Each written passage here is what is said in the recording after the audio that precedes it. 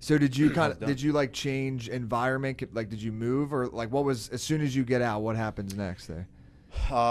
For so when I got out, yeah, I disappeared. Like, Okay. you couldn't find me for probably 6 months. You couldn't get a hold of me. Yeah. I knew, because the same thing happened when I left drug rehab for the first time. I was clean for 9 months coming out of drug rehab. Yeah. And how did I do that? I stayed the hell away from everybody. Yep. It's the only way for me, because as soon as I got back around my associations, you just get sucked back into it, man. Yeah. So, when you, Sure. what do they say? If you hang around 5 people that You're the average of the 5. Yeah. the average of Yeah. the 5 people you hang out with the most, and that. Yeah. I just kept getting sucked back in, and I knew it was kryptonite for me, because it was fun, man. We had great times until it turned. It always turned at some point. No, definitely. I think that like environment is just so crazily important, man. I think most people don't just realize that, like, if it's a good environment, it can take you just so far, and then vice versa, it can take you the complete other way. I cannot be around people with bad energy. I can't, because I know what it's doing to me, and for whatever reason, I'm like a what the hell you call it, like a conduit, man. I'm very similar. Yeah, it's just so I avoid it quick. Definitely, yeah. That I actually had to do a similar thing. I wasn't doing as hard of things as you. Your story's better, but or worse, depending on how you look at it. Oh yeah. Yeah, good point. Yeah.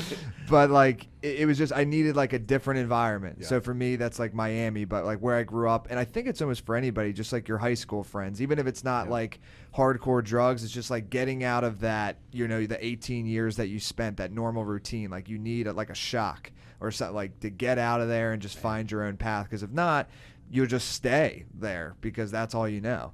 So No it's doubt, very man. similar. That was me. I needed a shot. Well, arrest, drug problem, all that. That's what it took to shake me. Yeah, definitely. It's crazy that it took that much when I look back at it. Mm-hmm.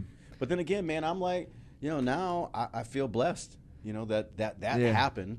And for me, I had to hit rock bottom before I could start climbing, before I could start moving up. I feel bad for a lot of people that they get their education, they get a nice job, and then they're frustrated their whole lives. Yeah. So I was frustrated for, a small period. Intense, but short. Yeah, Yeah. it was intense, but it was still relatively short. I see people that just are miserable, their whole lives. And they got something called the fucking rat race that they're in.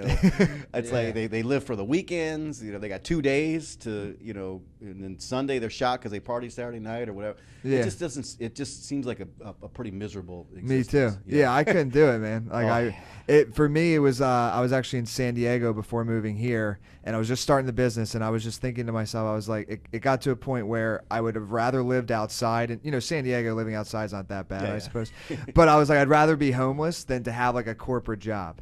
And once that really clicked in for me, then I was just like full speed ahead. Like, and I didn't know what I was doing, but I was just like, I'll figure it out, because that is, I'm not doing that.